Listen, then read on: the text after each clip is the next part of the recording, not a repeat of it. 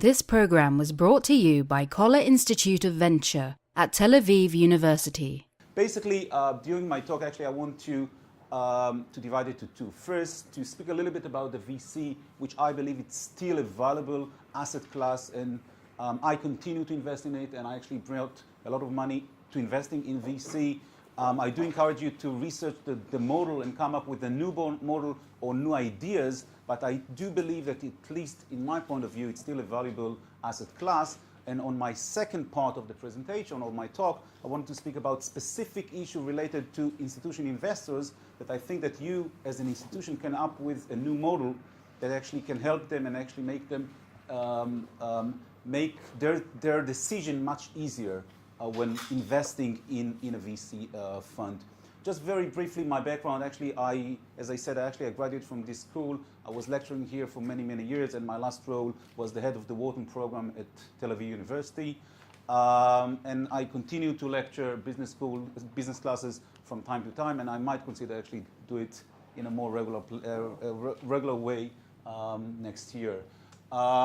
As we all know and understand, the VC, basically the overall industry and not specifics, basically underperform in the last decade. And when I said, you can actually see that in 10 years they underperform, in 15 years, which was actually prior to the 2000, they actually overperformed big time compared to the public market. That basically means that, as we know, and based on our knowledge in Israel at least, it takes about 8 to 13 years to grow a business. And that's basically the point. It takes a longer time, and we all need to understand. So if we're investing in this vehicle, it needs to fit those people that understand that very long horizon. And you can make money in VC if you're taking this into consideration. Now, what is actually interesting to see is, and since we actually in the university, I allowed myself show a lot of numbers and graphs, so it actually will be easier for me. We can actually basically see that VC not underperform only the market, is also underperform any other or most leading, I would say, private equity strategy. And we can see that in all private equity, there is a correlation to the market. There is a correlation to the market. Now, if we look backwards, it's actually going to be very easy for us to understand that distress, which is the orange one, was the leading strategy in the last decade. But I believe if we were sitting during 2000 and speak about the different strategy, none of us would say that investing in distressed fund will be the leading strategies. Oh, I must stop okay. Because it lost half the value in 2 years. So it all depends when you start. Of course. It shows the worst year when you lost half the value. How can you recover from half the value? 100 to 50. Well, they're discrete vintage years. That actually, what you will see, actually, I'll discuss it in a moment. Okay. What I wanted to say is basically diversification is the name of the game, and you need to diversify your investment as an institutional investor, basically, in order to be able to to overperform the market. And diversification is basically the issue. What is interesting to say that although all strategies has correlation to the market, we can see that in the case of VC, which is the green bottom line, we see lower correlation to the market and no doubt substantially lower volatility, which is actually very, very important. And that's basically the heart of Markovich. Just on the previous slide, Yeah. Where are secondaries? No, actually, we don't have secondaries here. But where would they be? Secondaries is actually going to be up in this case. And the returns of secondary, and you know it better than anyone, is actually much better than the private equity market in the last decade. Markovich came up with the portfolio theory and basically saying that investing across different asset class with different correlation can actually improve your returns substantially. And that's, I believe, the heart of Harvard and Yale and other leading endowments, that actually diversification across different assets are important. What is actually, this is Yale, and we can see that diversification actually lead them to a very, I would say, one of the best returns in the market. But what they actually show, that actually that is even more important, is not the asset allocation is very important and diversification is important, but what is actually the most important is choosing the right managers. And part of Yale philosophy is actually outsourcing the expertise of outside managers in specific domain expertise. So choosing the right managers in a specific area is what is actually substantially important. Now, we can see very clearly that from 2007 there is a decline, substantial decline in fundraising to VC. And I can tell you, just as in the US, VC currently raising about 10%, and correctly if I'm wrong, of the total private equity market that's been raised in this market. So it's still very small compared to the overall private equity market. What is actually interesting to see that we see a sharp decline and obviously fewer funds and smaller funds, but on the other hand, we can see highly experienced fund managers, and we can see really good fund managers, and we can see, I would say, experience, as you have mentioned, experienced entrepreneurs, and tech companies are sitting on mountains of liquidity, and this is what we can actually see in the last 3 years. They actually continue to acquire in a fairly high prices, which actually brought, and it's not actually the number of funds are declining, the amount that actually been raised is declining, but we can see very clear improvement in returns in VC from 2007, and we can see here. That from 2006, basically, we can see a path of improving returns in VC. And what is actually, as I said, as I mentioned before, choosing the right managers is actually what is important. We can see very clear differentiation between the first quarter, the upper quartile, and the median of the industry. We can see a very, very, very clear differentiation. So. Kohler, I believe, in their last survey, basically shows that about 50% of the managers have a negative sentiment to VC. In 2007, VC was among the 5 top strategies. Today, at 2013, we don't see VC among the top 5 strategies. We do see growth capital, which is basically, I would say, going up a little bit in the value chain, and I think there is still an interest among investors to invest in this business. Now, what I want when we speak with institutional investors, we basically and I speak with institutional investors on a regular basis, part of my work, and there varies from family office that have no, I would say, very high sensitivity to returns or quick returns, to the Israeli institution that actually officially they are long-term investor, but in practical they are very short-sighted investor because they actually been quoted on the Israeli Post every month or every quarter, and even a small change in their positions can actually bring a lot of money. People will transfer because of very small differentiation. So. And I would say it very clearly, until this industry will show return, it will be very hard to convince public pension funds to invest substantially in this business. And I'm not sure we need and we want big money as was raised in the 2000s.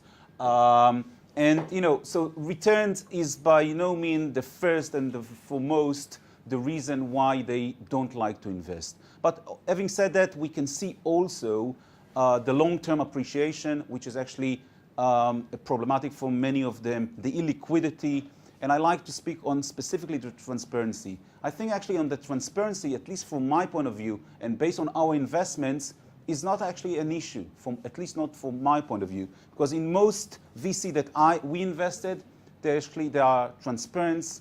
The reports are, I would say, fairly detailed, and you can always approach them and get more information.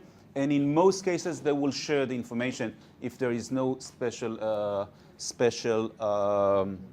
issue. What I want to speak about specifically is the Jcurve. And it's actually amazing to see that if you speak with small investors and large investors, the Jcurve's coming into conversation. And of course, if you speak about with Yale and the big endowments or the big pension fund, it's less of an issue for them as an organization. But when you speak with a specific managers that actually measured his return based on the bottom line, or at least part of it, you will see that the Jcurve is basically an important issue for many of people that are actually making a decision to invest in VC funds. Just to make sure that we are on the same page, basically this is the Jcurves, and basically the Jcurves is, I would call it an accounting phenomena where you recognize the investment in making the investment and the write-offs which coming before the write-ups, and therefore you have people that actually make people that actually investor manager that make a decision to invest in a VC fund knows that at least for 4, 5, 6 years, and I also saw it for sometimes for 12 years, will need to recognize a loss. So basically there's almost no potential for him to make a return. So he basically saying, I'm going to be here for 4 or 5 years, so my successor or my successor of the successor will be the one that actually will benefit from the returns. So it doesn't actually make sense for me to make today the decision to invest in a VC fund. So basically what I wanted to say is that I think that actually today accounting rules and regulation basically force them to recognize the cost of making an investment today as a cost. And I would like to argue for that, and I would like to bring here an example. The paradox is, assuming I have $1 million and I pay the VC 2% annual management fee. If I did investment today directly, and I pay with this investment for the salaries of the CEO, the salaries of the developers, buying equipment and other expenses, basically they use the money and invested, they basically develop a product or develop the technology. Nothing basically happened, and I will continue in my accounting and my reports, I actually will show this investment in $1 million after 3 years. If I paid it, or if I invested it through a VC fund, because I need, according to the rules today and according to the regulations today, I need to take the cost of the GP, the cost of making an investment, and I need to recognize it as an expense. Basically, I will, after 3 years, if I would do it directly, it will appear in my report in $1 million. And if I did it through a VC, I basically need to recognize it as a 940. So the $60,000 is basically a loss in my report. And what I would like to argue that this is $60,000, it's an investment. And I don't see a difference if I did it directly or I did it through a VC fund, because there is a very high likelihood that I will get those 60 back as part of the appreciation of my investment. So basically my suggesting... You're proposing the... That's what I'm proposing, flattening the Jcurve. Modeling. Exactly. Hopefully we'll go into XRD and things like that. I will actually speak about it. So basically what I suggest is flattening the Jcurve.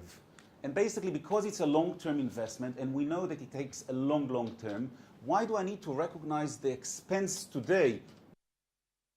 Why the salary of the CEO is an investment and the salary of the chairman or the salary of the director is an expense? I don't see the difference. I don't see why we need to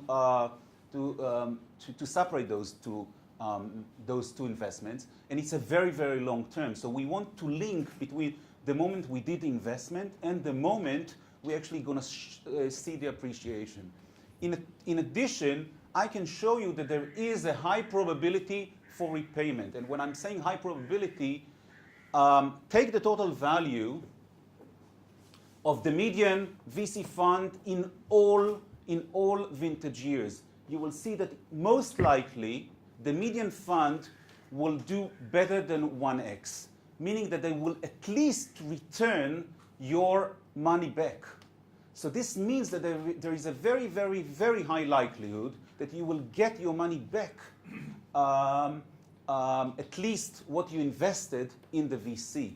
I'm not talking about well returns or good returns, but you will see that you will get your investment back. So there is a very high probability that you will get this money back. So why do you need now to recognize it as a loss when there is a very high probability that you will get it back? So if I'll go back, so basically the Jcurve is discouraging new investment in VC, is discouraging those that had a program in the past to do a new program or open a new program, because they know that once they open the program, they actually recognize a loss for 4 or 5 years. In addition, you will see that in some cases, LP or the GPs will have discouraging to write off quickly companies that they basically need to close or to reduce the value substantially. And in one hand, after 4 or 5 years where they don't see a real return, they have this encouragement, I would say, to write up the numbers. So basically, once you're flattering the Jcurves, you basically you allow the VC to operate more freely in this regard. In addition, who is actually the one who's actually paying the price? Are the senior, those old savers, those actually that save for many, many years. Now when they need to get the pay, the net asset value that's calculated for their pay is actually lower, because there is the long-term perspective of making the current investors. Now, we don't need to invent the wheel here, and there are many, many, many different models for evaluating non-traded assets. And the one I thought is the zero coupon model, which I'm sure many of you knows, of evaluation, which actually basically taking into consideration what I called the recovery rate. Since I said that probability is very, very high, what I actually suggesting to the Institute to come up with developing recovery rate model, which is basically going to be recognizing the initial investment in a VC fund over time based on the probability for repayment of the initial investments. So basically what I'm saying, since they're very, very high likelihood to get our money back, we don't need to recognize it on day 1 or day 2. We can actually defer the expense over time or appreciate the expense over time, and the accounting rules know how to do it very well. What I'm suggesting is, using the recovery rate, we need to take the GP specific past performance, the current GP performance and investment pace, because if they actually made the investment in 2 years, we need to take it into consideration. And of course, the investment stage, investing in early stage VC and late stage VC is not the same, and we need to take it into consideration. And of course, the correlation with the primary market. And if we are in a bull market or bear market, actually is very important for the specific case. When building the model, I would actually encourage you to do a test back. So basically, every quarter when we evaluating the portfolio, we're looking backwards for the point 0. And since we have a new information, we can actually use it. We can use it to, I would say, to recognize the real expense or the real influence on the current report. In addition, since I said there are many, many different strategies, we need to have a scenario test that will fit to many, many, many different scenarios, and of course to make sure that it also will work in extreme situation. And obviously what I'm saying, if it's not going to be simple to implement, no one will implement.